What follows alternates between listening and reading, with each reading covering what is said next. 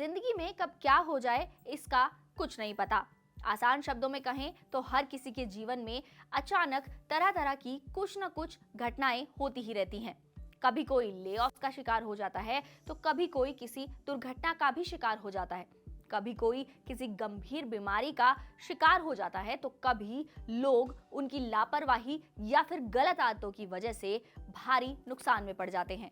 और इस तरह के कई कारणों से लोग फाइनेंशियल संकट में फंस जाते हैं, यानी कि उनके पास पैसों की बहुत कमी हो जाती है।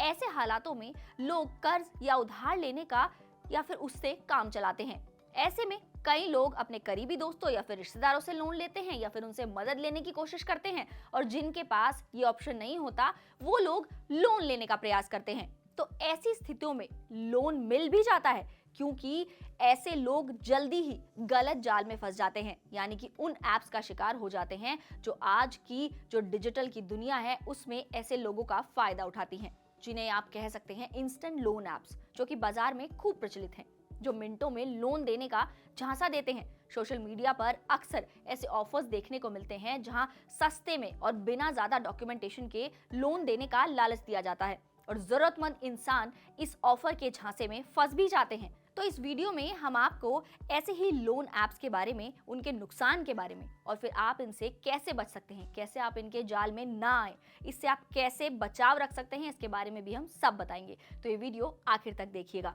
आपको बता दें कि ऐसे फर्जी एप्स कर्ज पर भारी भरकम ब्याज वसूलते हैं, जो बैंकों की तुलना में कई गुना ज्यादा होता है। इसके साथ ही एक भी किस्त अगर आपसे मिस हो जाए तो वो उस पर कई गुना पेनल्टी भी लगा देते हैं, और अगर कर्ज लेने वाले से किस्तें चुकाने में देरी हुई तो उनके साथ ब्लैकमेलिंग भी शुरू हो जाती है। कई बार तो उनके एग्जीक्यूटिव्स गाली गलौज भी करते हैं। इंस्टेंट लोन ऐप से कर्ज लेने पर क्रेडिट स्कोर पर भी बुरी तरह असर पड़ता है। इंस्टेंट लोन वाले जो ज्यादातर एप्स हैं वो रजिस्टर्ड नहीं होते, और उनका काम सिर्फ ठगी करना ही होता है। ऐसे एप्स कर्ज देने से पहले यूजर के फोन से जरूरी जानकारियां चुरा लेते हैं। ये एप्स कर्ज लेने वाले के फोन में सेव नंबर्स के साथ ही फोटो का भी एक्सेस ले लेते हैं।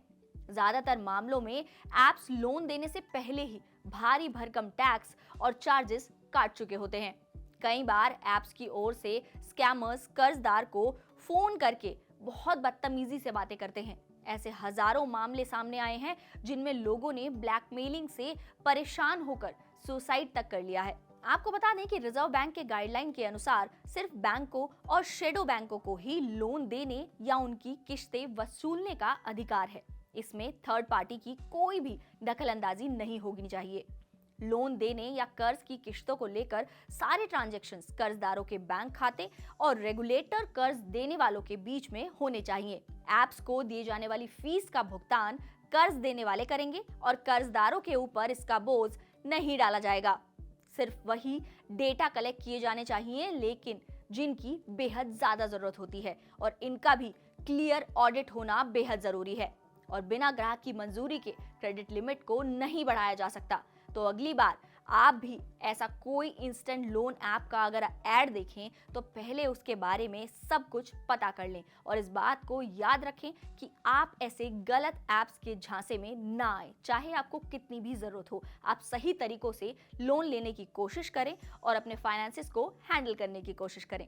तो ऐसी ही फाइनेंस से जुड़ी खबरों के लिए आप देखते रहें जागरण बिजनेस और बने रहें हमारे साथ।